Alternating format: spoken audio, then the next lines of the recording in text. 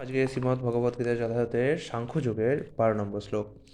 ন তেবাহং জাতু নাশং ন তং নেমে জনাধিপা ন চৈব ন ভবিষ্যাম সর্বে বয়মত পরমা। এমন কোনো সময় ছিল না যখন আমি, তুমি ও এই সমস্ত রাজারা ছিলেন না, এবং ভবিষ্যতেও কখনো আমাদের অস্তিত্ব বিনষ্ট হবে না। ভগবান এখানে বলছেন যে এমন কোনো সময় ছিল না যখন তুমি, আমি ছিলে না, সুতরাং তুমি শোক করছো। তুমি ভুলে যেতে পারো, কারণ তোমার স্বভাবই ভুলে যাওয়া, কিন্তু আমি ভুলতে পারি না, কারণ আমি পরমেশ্বর। এর তাৎপর্য প্রভুপাদ বলেছেন, বেদ, কঠোপনিষদ ও শ্বেতাসত্তর উপনিষদে বলা হয়েছে, কৃতকর্ম এবং তার ফল অনুসারে জীব যদিও বিভিন্ন অবস্থায় পতিত হয়, কিন্তু পরমেশ্বর ভগবান সর্ব অবস্থাতেই তাদের পালন করেন। সেই পরমেশ্বর ভগবান পরমাত্মা রূপে সকলের হৃদয়ে বিরাজ করেন।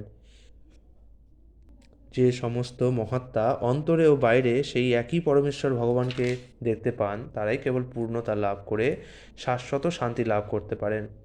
নিত্য নিত্যানাং চেতনশ্চেতনম এক বহুনাং যো বিদধতি কামান তমাস্তহং যে হনুপশন্তি ধীরাস্তেষাং শান্তি শাশ্বতী নেতরেশাম। কঠোপনিষদে এটি বলা হয়েছে, যিনি নিত্যের মধ্যে পরম নিত্য, চেতনের মধ্যে পরম চেতন, এবং যিনি এক হয়েও সকলের কামনা পূর্ণ করেন, যারা ধীর তারা অন্তরের অন্তঃস্থলে সর্বদাই তাকে দর্শন করেন এবং শাশ্বত শান্তি অনুভব করেন, কিন্তু যারা তার ভজন করে না তারা কখনোই তা লাভ করতে পারে না। এই বৈদিক তত্ত্বজ্ঞান যা ভগবান অর্জুনকে দান করলেন, তা তিনি পৃথিবীর প্রতিটি মানুষকে দান করলেন, যারা নিজেদের মহাপণ্ডিত বলে জাহির করতে চায়, কিন্তু বাস্তবিকপক্ষে যারা একজন মহামূর্খ। ভগবান স্পষ্টভাবে বলেছেন, তিনি অর্জুন ও সেই যুদ্ধক্ষেত্রে সমবেত সমস্ত রাজারা সকলেই শাশ্বত স্বতন্ত্র জীব, এবং ভগবান সমস্ত জীবকে তার বদ্ধ ও মুক্ত উভয় অবস্থাতেই প্রতিপালন করেন।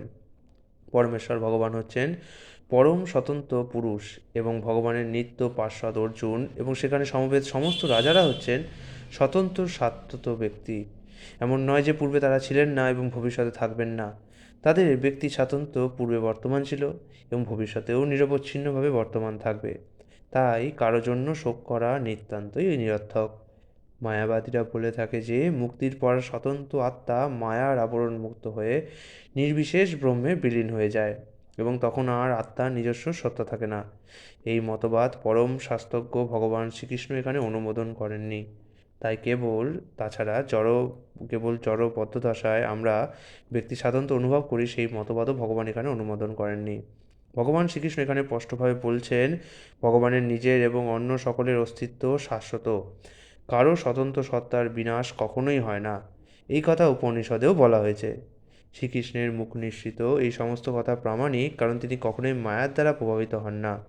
জীবের ব্যক্তি স্বাতন্ত্র্য যদি সর্ব অবস্থায় বজায় না থাকত, তবে ভগবান শ্রীকৃষ্ণ কখনোই বলতেন না যে ভবিষ্যতে কখনো এর বিনাশ হবে না।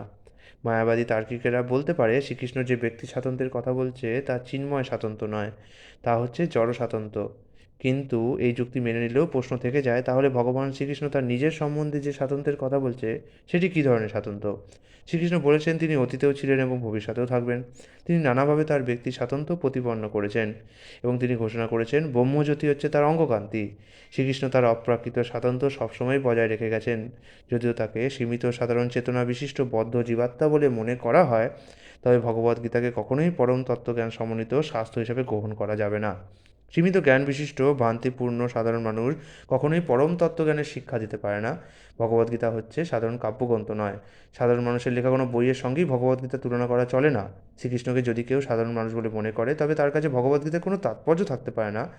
মায়াবাদী তার্কিকেরা বলে থাকে, প্রচলিত রীতি অনুসারে এই শ্লোকে বহু বচনে ব্যবহার করা হয়েছে এবং তা জড়দেহটিকে বোঝাচ্ছে, কিন্তু পূর্ববর্তী শ্লোকে জড়দেহগত পরিচয়কে সম্পূর্ণভাবে অগ্রাহ্য করার পর প্রচলিত রীতি অনুসারে সেই জড়দেহগত পরিচয়কেই আবার অনুমোদন করা শ্রীকৃষ্ণের পক্ষে কী করে সম্ভব? তাই স্পষ্টই বোঝা যাচ্ছে অপ্রাকৃত স্তরেও জীব স্বতন্ত্র আত্মারূপে বর্তমান থাকে। এই কথা রামানুচার্য আদি মহৎ আচার্যরা স্বীকার করে গেছেন। ভগবদ্গীতাতে বহু জায়গায় উল্লেখ করা হয়েছে, এই অপ্রাকৃত স্বাতন্ত্র্য ভগবত ভক্তেরা উপলব্ধি করতে পারেন। যারা পরমেশ্বর ভগবান শ্রীকৃষ্ণের প্রতি ঈর্ষাপরায়ণ, ভগবদ্গীতার মতো মহৎ শাস্ত্রকে উপলব্ধি করার ক্ষমতা তাদের নেই। ভগবত ভক্তিহীন মানুষের ভগবদ্গীতা পাঠ করা মৌমাছির মধুর বোতল চাটার মতোই। বোতল না খুললে যেমন মধুর স্বাদ পাওয়া যায় না, তেমন ভক্ত না হলে ভগবদ্গীতার তত্ত্ব উপলব্ধি করা যায় না। চতুর্থ অধ্যায়ে এই কথায় বলা হয়েছে। ভগবানের অস্তিত্বে যে অবিশ্বাস করে, ভগবদ্গীতা স্পর্শ করাও তার পক্ষে সম্ভব নয়। তাই মায়াবাদীদের গীতার ভাষ্য সম্পূর্ণ ভ্রান্ত। শ্রী চৈতন্য মহাপ্রভু মায়াবাদীদের ভাষ্য পড়তে নিষেধ করে গেছেন। যদি ব্যক্তি সাধারণত অভিজ্ঞতালব্ধ বিশ্বব্রহ্মাণ্ডকে উল্লেখ করে, তাহলে ভগবান শ্রীকৃষ্ণের উপদেশের কোনো আবশ্যকতা থাকে না। স্বতন্ত্র আত্মার বহুবচন ও ভগবান চিরন্তন সত্য এবং তা বেদে প্রতিপন্ন হয়েছে, যা ওপরে উল্লেখ করা হয়েছে। হরে কৃষ্ণ।